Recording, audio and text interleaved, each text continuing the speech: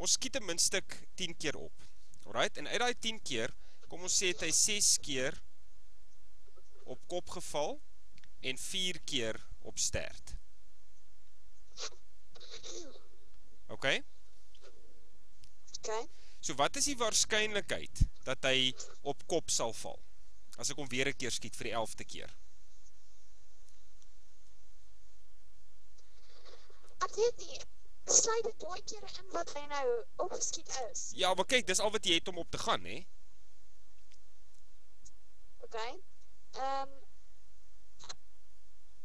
Die waarskynlikheid wat hy, ek weet nie.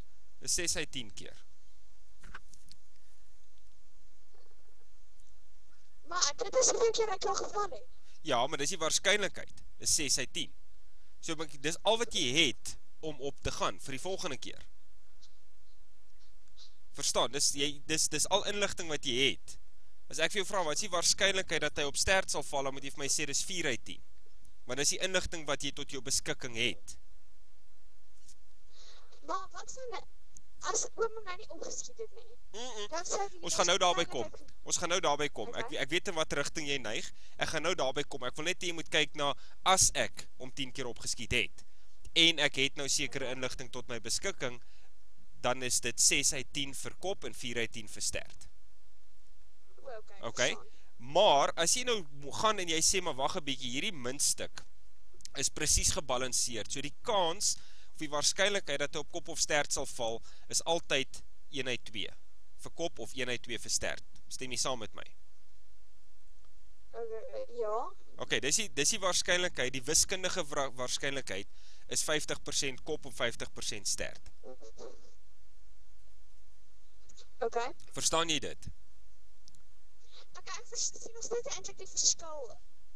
Want Okay, kom ek verduidelik dit vir jou so. Die verskil lê in die manier hoe ek my vingers gebruik het toe ek hom geskiet het.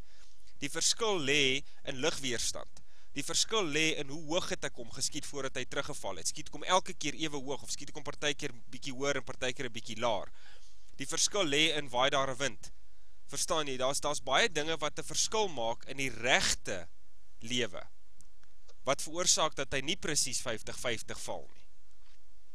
Terwyl wiskundig gesproke is ons nie gepla met windweerstand en lug en skiet en krag waarmee my vingers werk en weet al die buitefaktore nie. Wiskundig sê ons die waarskynlikheid vir 'n kop en 'n stert is 1 op 2, 50%. So ons praat van 'n werklike situasie waar jy fisies daar buite in die tuin staan en 'n muntstuk opskiet, waar daar eksterne faktore by betrokke is en 'n wiskundige ding wat jy net op papier sit en doen. Okay. Verstaan jy die verskil tussen die twee?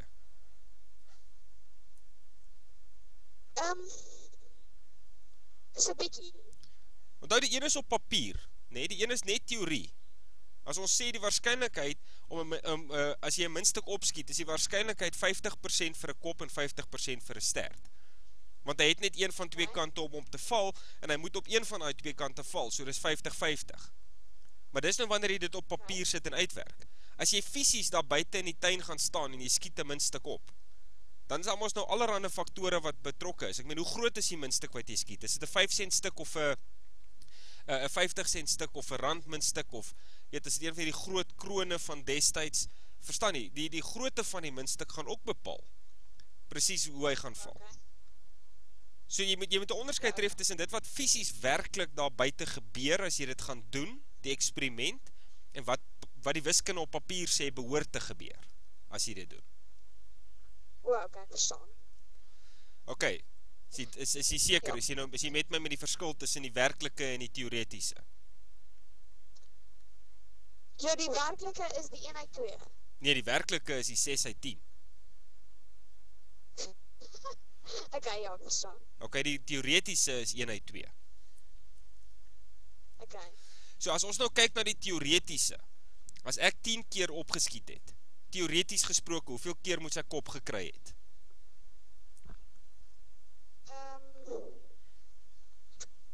5 keer. Dis reg. Okay, so teoreties gesproke moes ek 5 keer kop gekry het, maar werklikheid het ek 6 keer gekry. Okay, Okay, verstaan. nou die verskil tussen hierdie twee daai is die frekwensie. Uit 10 uit het ek 5 keer kop gekry. Terwyl die 6 is my relatiewe frekwensie. Ok. Okay, ja. So met ander woorde, my relatiewe frekwensie is nie heeltemal dieselfde as my teoretiese frekwensie nie, omdat daar eksterne faktore by betrokke was. Okay, verstaan. Maar nou, hoe gaan ek my relatiewe frekwensie nader kan kry aan my regte frekwensie, my teoretiese frekwensie? Want as jy nog gaan kyk na die 6 uit 10, dis mos omtrent 60%. Ja. Nou die 5 uit 10 is 50%. Nou hoe gaan ek maak om die 60% so naby as moontlik aan die 50% te kry in die werklike lewe? As ek nou daar buite staan en ek skiet, wat kan ek doen om die twee nader aan mekaar te bring?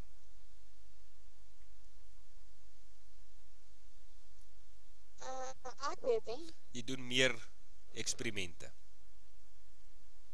Want sê nou maar, jy het om 1000 keer opgeskiet.